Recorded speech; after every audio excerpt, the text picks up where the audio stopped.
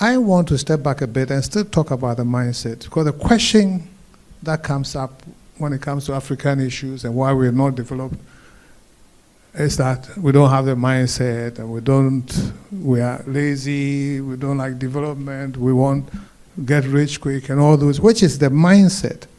The question we're not addressing is why that mindset. So I'll come back to your issue, but let me just put something in your mind so you can think about it, reflect upon it in your own time about why we are the way we are as Africans. And I've thought about this for a long time. I've dealt with a lot of people. Like UT at its peak was employing directly about 2,500 people. So what I'm taking, don't just dismiss it, just reflect upon it, because I believe that's the solution. Unless we know the kind of people we are, and therefore the kind of leadership we attract and we put in place, we will never resolve this issue about mindset. So listen to this. When you have children, and one is a love child, and you don't discipline them, and you give them everything they want, you dote on them, and you don't even stop them from doing evil, that child is destined to failure.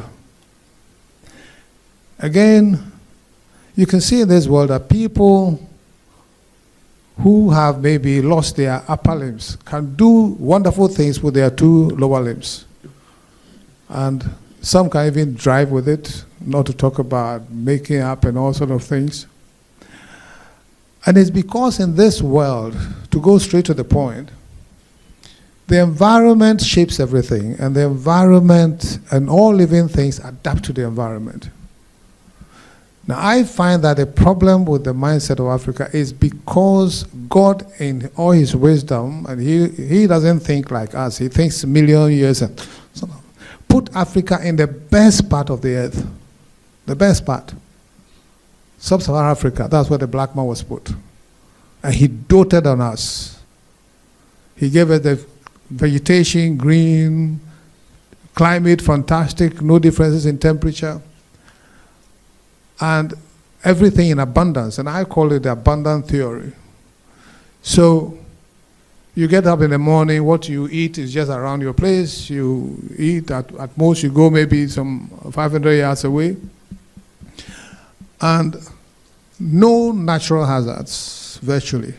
No tsunami, no earthquake, no hurricane, nothing. The worst is probably a rainstorm. And at these conditions, we also adapted to our environment. And that environment is an environment of abundance. So you can name all the vices associated with Africans. We don't keep time. We don't respect each other. We are jealous of each other. We don't know maintenance. The list can be a very tall list, but it can all be explained by the issue of abundance. I will give you one example. We know Africans don't keep time, right?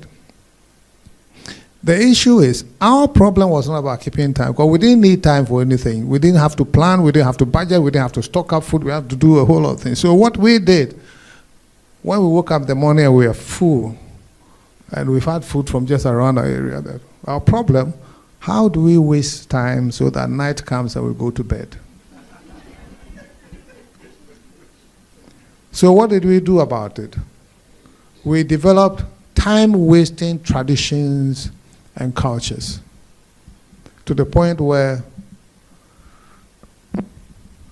check our engagements, our outdooring, our funerals, check even our greetings. For some African tribes, the greeting can take 10, 15 minutes. Because we had to waste time not to save time.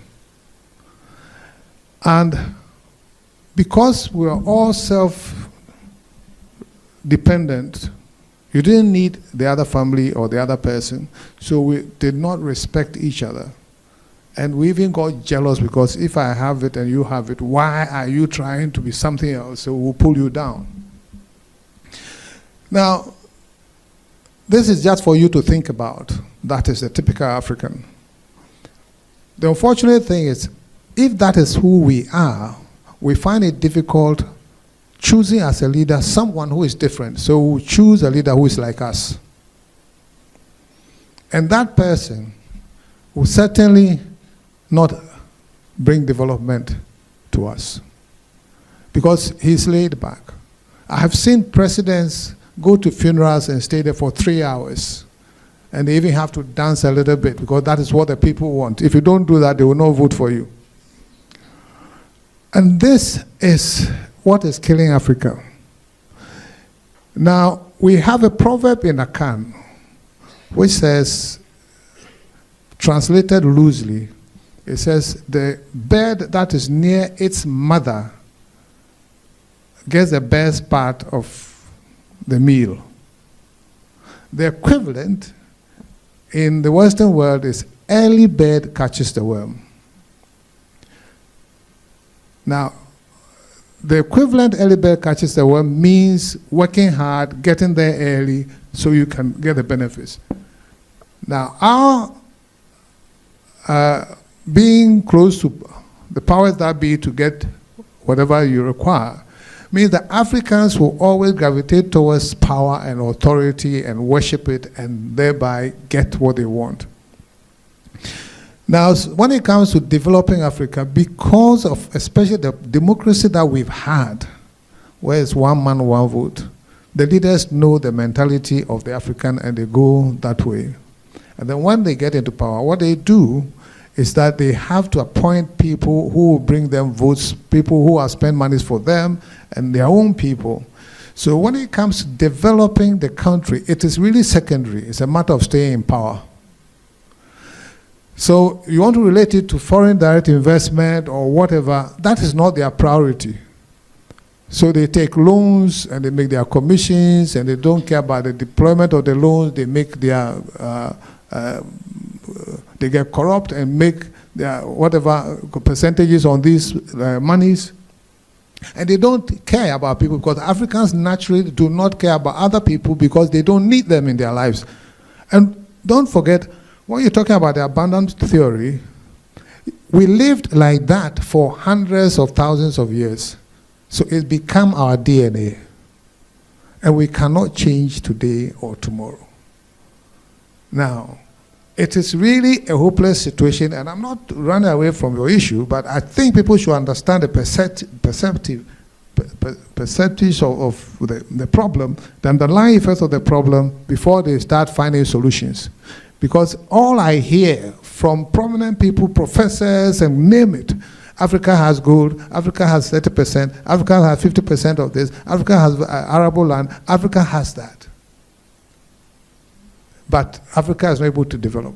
We are not able to develop, not because we have those things, but because we have those things that we are not able to develop. Because we've been spoiled by the system, by the environment. Now, for us to develop, it is not difficult, but it will always elude us. It is not difficult because what it takes is going for meritocracy, people who know what is right, people who are chosen because they are the best, and you appoint them into positions where they are supposed to lead, and they demand from the people they lead, and when you put them there as leaders, you must set standards and targets for them and make them responsible and accountable. Anything short of that, I don't care how much money we get into Africa, it will always go to waste. It took Obama to come and tell us about institutions and systems being the way to develop Africa and not individuals who are in power. We should know this ourselves. But the leader who will go for this will not last. Because not that will not last. We won't even vote for you. Imagine you want to be president and you go for a funeral for 30 minutes or 20 minutes and then wave them and go away, and you don't let people follow you all over the place because you think they all are busy people, they should go and work. They will not vote for you. This is Africa. So we are in a great mess, but all it takes is leadership that will say that, listen, cut out all this crap.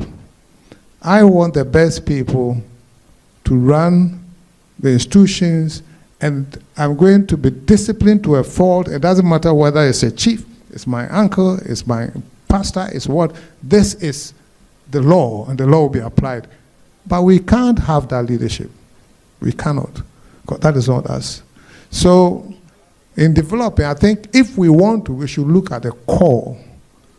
Otherwise, all the money that will come in and to ensure Ghana develops, it will be the same story. I'm not a kid. I'm 71 years old, and I've seen it all. And I'm saying, let's hover over the surface.